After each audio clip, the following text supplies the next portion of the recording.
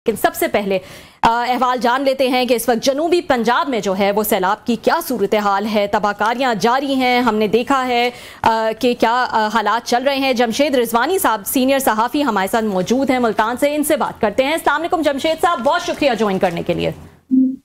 वालेकुम सलाम। जमशेद साहब, क्या सिचुएशन है, क्या अपडेट्स आप हमें दे सकते हैं? हम तो देख रहे हैं कि रोज जो है वहां पे किस तरह से लोगों का इनखला हो रहा है, फिर उसके बाद जो है उनका कोई परसाने हाल नहीं है, कोई उनके पास जगह नहीं है जाने के लिए। इस वक्त क्या सिचुएशन है?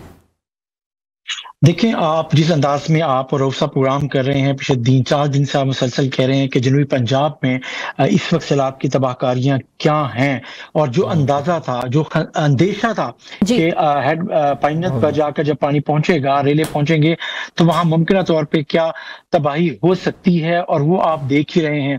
जानी नुकसान भी हो रहा है, और ज़ेरे आप जो रकबा है, ज़ेरे काश रकबा है, वो भी डूब रहा है, और खतरे हिफाजती बंदों पर और बढ़ गए हैं। जैसे आपको पता है कि जलालपुर पीरवाला में वो शगाफ डालना पड़ गया, जिस पर 2-3 दिनों से बात चल रही थी, और आपको शहर को बचाने के लिए आखिरकार वज़ीर आला पहुंची जब जलालपुर पीरवाला, तो उसके बाद कल रात को वहां एक शगाफ डालना पड़ा। इसी अंदाज में अभी थोड़ी देर पहले शुजाबाद तहसील में जो ढोंदू बंद है, वहां पे शगाफ पड़ा, जिसको पूरा कर लिया गया है। तो ये इस तरह के वाकयात अब हो रहे हैं। लेकिन असल मसला आप देखें कि पिछले 24 घंटे में, 48 घंटे में जो इस इलाके में रेस्क्यू के दौरान, जो ऑपरेशन के दौरान जो कुछ हुआ है, और खासतौर पे कश्ती उलटने के कई वाकयात हुए हैं, चाहे वो लियाकतपुर हो, वो अलीपुर हो, जलालपुर पीरवाला हो, बहावल नगर हो, उनमें लोगों की जानें गई हैं।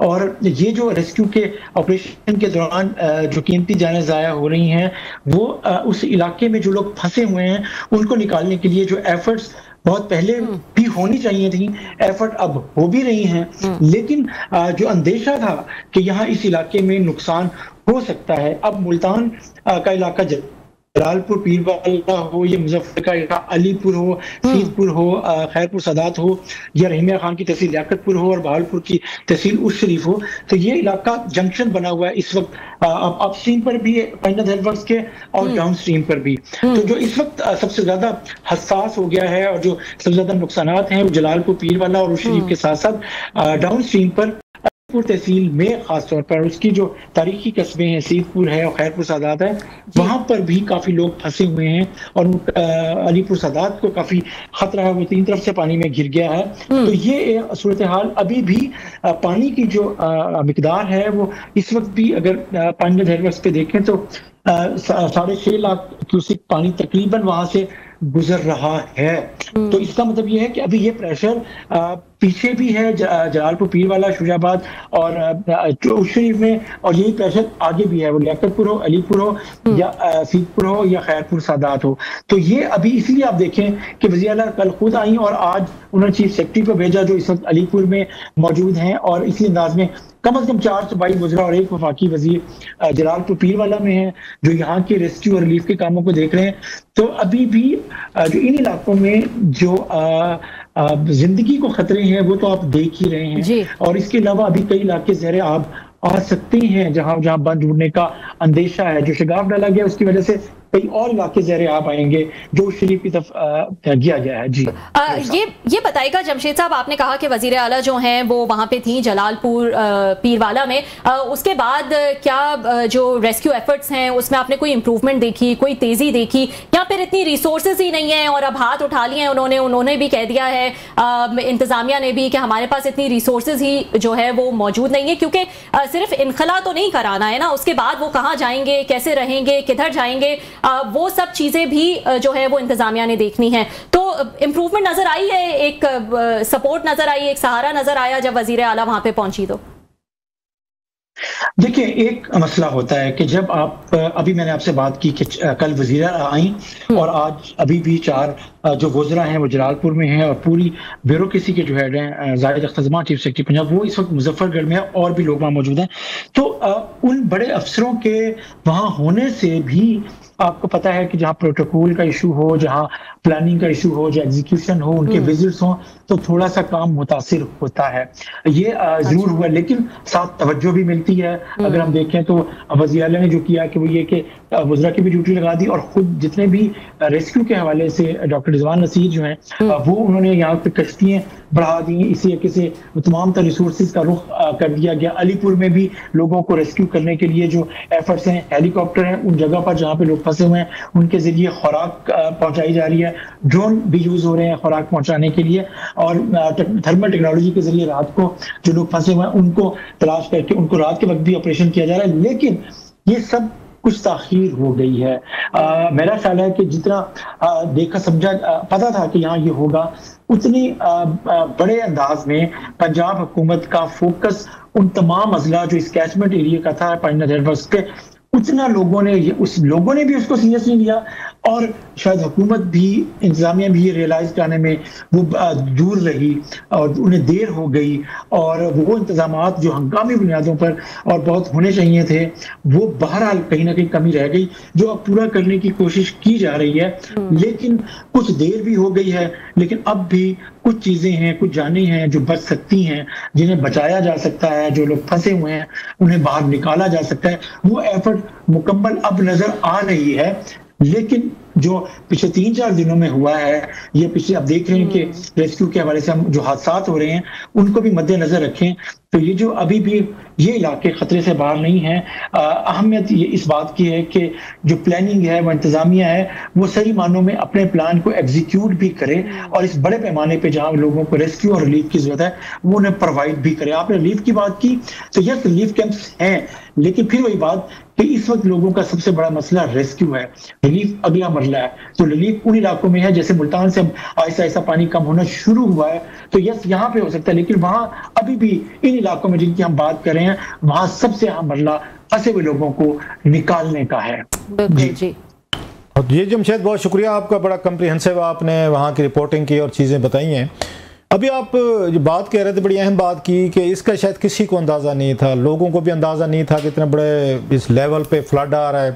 शायद हुकूमत को भी या एडमिनिस्ट्रेशन को भी अंदाज़ा नहीं था। मतलब इस वक्त हम ब्लेम गेम में नहीं जाना चाहते, लेकिन कुछ क्वेश्चन तो रेज होंगे यकीनी तौर पर कि आजकल टिकटॉक का दौर है। आज अब हर बंदा फेसबुक यूज़ करते, देहातों में भी। अब अगेन ये एक्सक्यूज़ तो नहीं रहा कि हमें पता नहीं चलता, हर जगह पे अब चले गए हैं, फेसबुक हो, ट्विटर हो, सब शे हम देखते रहते हैं। और अगेन सबसे ज़्यादा तो उस पर टिकटॉक और फेसबुक पे सबसे ज़्यादा हमारे देहात के लोग हैं। उन्हें भी तो ये चीज़ें आ रही थी कि फ्लड्स आ रहे हैं, वो आखिरी लम्हे तक उनका ख्याल था कि नहीं शायद इतना बड़ा फ्लड नहीं आएगा। चलें, वो तो एक आवाम थे, उनको थोड़ा सा बेनिफिट ऑफ द डाउट देना चाहिए कि आप अपने घर का कंफर्ट छोड़ के नहीं जाना चाहते कि बच्चों को कहाँ लेके जाएंगे, जवान बच्चे हैं, जवान बच्चे हैं वगैरह। व्हाट अबाउट द हुकूमत के पास वो डाटा होता है, वो पंजाब हुकूमत के पास हो, वो डिस्ट्रिक्ट एडमिनिस्ट्रेशन के पास हो, इनके पास एनडीएम की इनके पास रिपोर्ट्स होती हैं, महकमा मौसमियात की होती हैं, इंडिया इनको बता रहा है। So they can't have any excuses कि जी हमें नहीं पता चला, अचानक इतना पानी, अचानक तो नहीं हो, लाहौर से जाते जाते मुल्तान तक 4-5 दिन तो लग गया उसको। सो अल्टीमेटली अवाम अगर इस बेचारे वो नहीं कर सके, वो भी फोर्स नहीं कर सके, चलें हमारे सराइकी में कहते हैं ना, उसमें आके उस अल्लाह तवक्कल डिठी वैसी, ठीक है डिठी वैसी, वो डिठी वैसी तो एक साइड पे। But what about official ignorance जो आप बता रहे हैं कि अगर जिला इंतजामिया हुकूमत पंजाब वो भी उसी को उसी तरह लाइट ले रहे थे जैसे कि अवाम ले रही थी, तो फिर हुकूमत और अवाम में कोई फर्क तो होना चाहिए था। जिनके पास डाटा है, जिनके पास डिपार्टमेंट्स हैं इतने सारे, उनमें पैसा लगता है, बजट है, तनख्वाहें हैं, अच्छा खासा उन्हीं ही अवाम का पैसा लगता है, वो भी नाकाम हुआ और उन्होंने भी कहा कि जनाब जाने दें, बाद में देख लेंगे कैसे करना है। जी ऐसे ही है रोफ साहब, जैसे आप बात कर रहे हैं, हमें लगता है कि पैनिक हुकूमत हुई है। अगर आप ये देखें, जैसे अभी रेला गुजर रहा था तो सियालकोट में अर्बन फ्लडिंग हो गई, तो अपर पंजाब में जो कुछ हुआ, जैसे लाहौर में जो कुछ हुआ, तो उसके बाद सारा फोकस वहां नजर आया। उन्होंने आगे देखा ही नहीं, आगे सोचा ही नहीं कि जिस बड़े पैमाने पे यहाँ मकामी इंतजामिया, अगर हम मुल्तान की बात करें और तो खास तौर पे, और बहावलपुर में यहाँ की इंतजामिया ने अपने तौर पे बहुत पहले से ये काम शुरू कर दिया था। लेकिन जैसे आपने बात की कि जो लोग थे ना, वो ये कहते रहे कि जी हमने बहुत से सैलाब देखे हैं, असम डिठी बैठे से कोई पहली दफा सैलाब नहीं आता पाया, सबको पता कितना पानी आमने कितना नहीं आमना। इस पहलू ने भी इन लोगों को रिस्क में डाला, और जब पानी इतना ज्यादा आया और लोगों की छतों के ऊपर से गुजर गया, तब लोगों को एहसास हुआ कि हुआ क्या है। और अब जब वो हुकूमत को पुकार रहे हैं तो बहरहाल हुकूमत के पास जितने वसाइल भी हों, हजारों लाखों लोगों को आप एक दिन में 24-48 घंटे में निकालना बहरहाल किसी भी हुकूमत के लिए चैलेंज होता है, और वो चैलेंज फेस करना पड़ा है हुकूमत को। यहाँ सिर्फ ये जरूर हुआ है कि उस तरह का फोकस सूबाई हुकूमत की सतह पर जितना पंजाब हेडवर्क्स पे खास तौर पे अंदाजा था कि सतलुज, रावी और चिनाब के रेले अगर इकट्ठे हो सकते हैं और होंगे तो वो यहाँ पाइनत पे होंगे, तो वहां ये सैलाबी कैफियत पैदा हो सकती है। लेकिन हुकूमत उतनी फोकस नहीं नजर आई कि यहाँ पर पहले से लोगों को हर हाल में इस कैचमेंट एरिया के जो पाइनत हेडवर्क्स के हैं वहां लोगों को हर हाल में निकालना चाहिए था। वो बहरहाल चाहे वो लोधना था, जलालपुर पीरवाला था, या आप कहें कि रूज शरीफ है और अलीपुर और खासतौर पे खैरपुर सादात और खैरपुर और अलीपुर असीदपुर, तो ये सब इलाके ऐसे थे जहां बहुत पहले से पता था कि अब रेल इकट्ठे हो रहे हैं।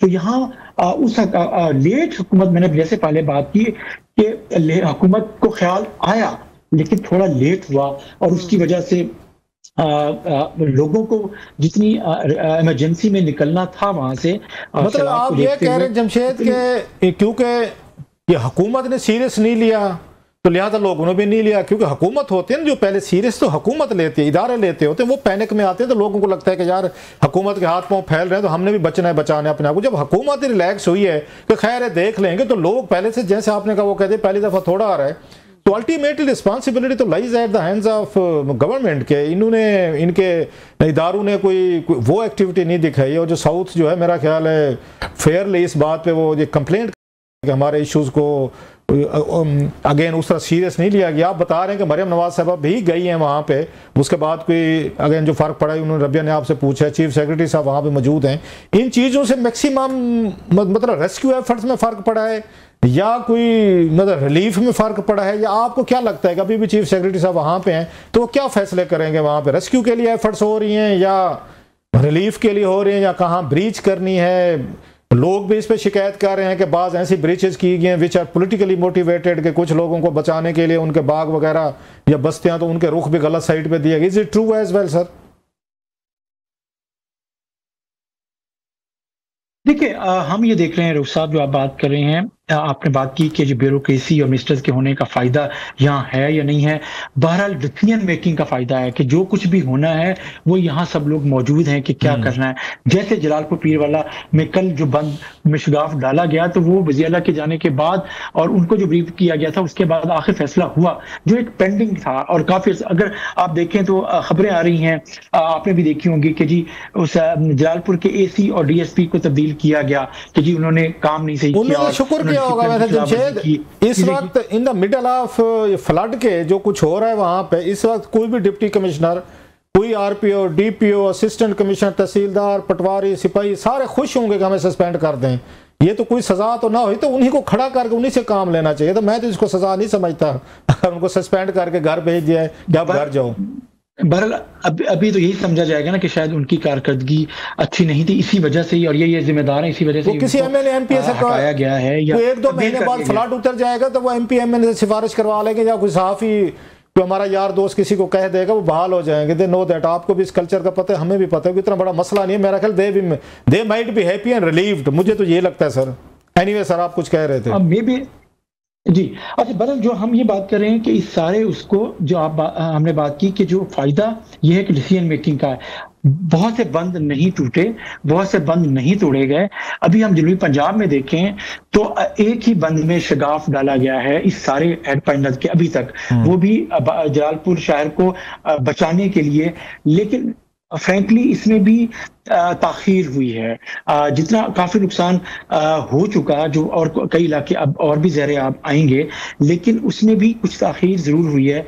लेकिन इस दफा ये देखने में आ रहा है कि इसमें पॉलिटिकल लोगों से ज्यादा जो टेक्निकल टीम है, इरिगेशन की है, चाहे वो इंतजामिया की है, तो उनके ऊपर उस हर जगह पर हर डिस्ट्रिक्ट में टेक्निकल कमेटी बनाई गई है।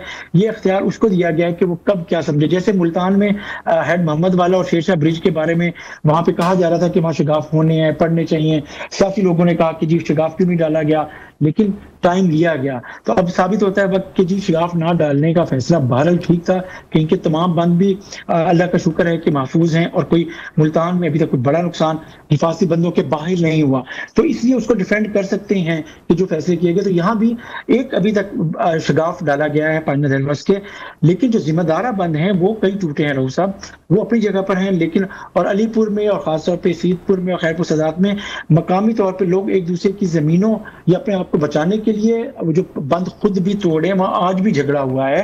तो ये वहां पे इंतजामिया का, चीफ सेक्रेटरी का या डीसी का, कमिश्नर का वहां बैठने से कम ये हो रहा है कि लोग खुद जो फैसला कर रहे थे बंद को, हिफाजती बंदों को, जिम्मेदार बंदों को तोड़ने या उसको बरकरार रखने का, वो अब हुकूमत और इंतजामिया कर रही है। अच्छा जमशेद ये बताइएगा जरा, जमशेद ये बताइएगा, ये कुछ रिपोर्ट्स ये भी आ रही थी, मैं फॉलो कर रहा था आप लोगों की सारी रिपोर्टिंग पोस्ट, आप शकील हो गए, बाकी यार दोस्त जो वहाँ से रिपोर्टिंग कर रहे हैं, you guys are doing very again उस टेरिफिक जॉब। भाई मत से बड़ा मुश्किल है वहाँ से रिपोर्ट करना, लेकिन आप लोग कर रहे हैं। कुछ ये भी है कि ये पानी यहाँ जहाँ पे गया है ये पहली दफ़ा किया है या पहले भी जब फ्लड्स आते थे इन एरियाज में जाते थे? ये भी कंप्लेंट्स हैं कि उन इलाकों में भी फ्लड किया जो रिवायती तौर पर फ्लड के एरिया नहीं थे, पानी नहीं जाता था, दरिया का रुख नहीं था। वो समझते हैं कि ऐसे इनको मतलब ट्विस्टर टर्न किया गया है पानी को, इस तरह का रास्ता जैसे आप कह रहे हैं कि ब्रीचेज नहीं की गई, तो जानबूझ के उन एरियाज की तरफ लेकर गए हैं। खुले एरियाज हैं, अगरचे पॉपुलेशन आबादी है, तो उनकी तरफ ये रुख मोड़ा गया, लिहाजा उन लोगों ने फ्लड नहीं देखे थे पहले, ना कभी माजी में आते। Is it true as well, या वाकई वो फ्लड के रास्ते थे, पहले भी आता था, तो उन्हीं इलाकों में जहां से हम सुन रहे हैं और बड़े पैमाने पर तबाही हुई है, पानी पहले भी जाता था? नहीं रऊफ साहब, इसमें हमें शायद प्रैग्मेटिकली देखना पड़ेगा।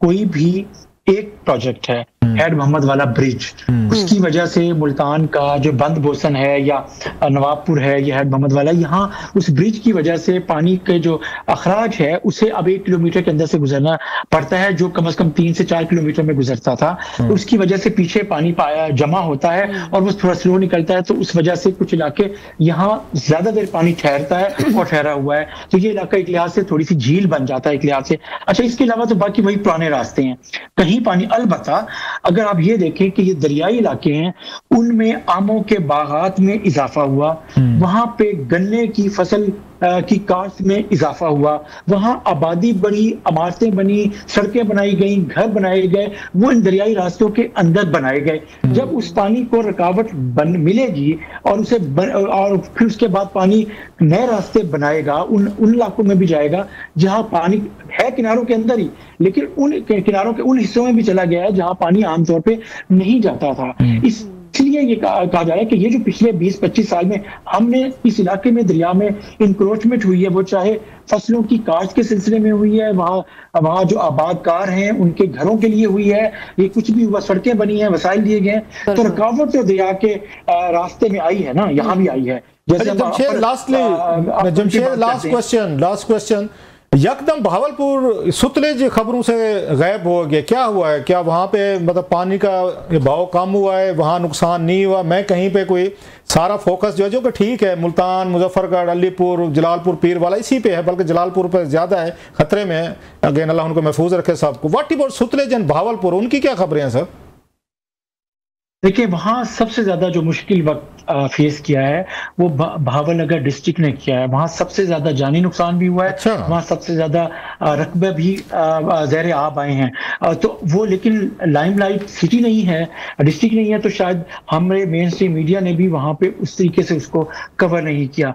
अल्लाह का शुक्र है कि बहावलपुर की आमतौर पर आपको पता है 88 में ब्रीच हो गया था, 92 में अगर हम देखते हैं तो वहाँ इस दफ़ा बहावलपुर शहर के बजाय इस दफ़ा जो पानी है वो इस वक्त लोधरा की तरफ बढ़ गया आगे, और जलालपुर पर प्रेशर बना और जाकर लोधरा के बाद तो ये सतलुज का पानी ही जलालपुर और लोधरा के कुछ इलाकों को परेशान कर रहा है। और पानीनद हेडवर्स के इर्द की जो उसका जो कैचमेंट एरिया, उस शरीफ बहावलपुर का ही इलाका है, उस शरीफ में भी बड़े पैमाने पे जो है वो पानी है वो फैला है, हिफाजती बंदों के अंदर है, लेकिन वहाँ उस शरीफ में और उससे आगे जब लियाकतपुर जाते हैं तो वहाँ भी उसी तरह सूरत हाल है जैसे हमारे यहाँ अलीपुर या जलालपुर संजीदा सूरत से गुजर रहे हैं, तो वहां भी कम अज कम हुआ। लेकिन अभी लियाकतपुर में हम बात कर रहे हैं कि वहाँ रात कश्ती का हादसा हुआ और उसमें 20 अफराद थे और उनमें से 9 अफराद की जान चली गई। तो यहाँ भी आपको देखें कि वहां भी सूरत हाल यही है। तो बस वो हमारी नजर में नहीं आते, लेकिन बहावलनगर ने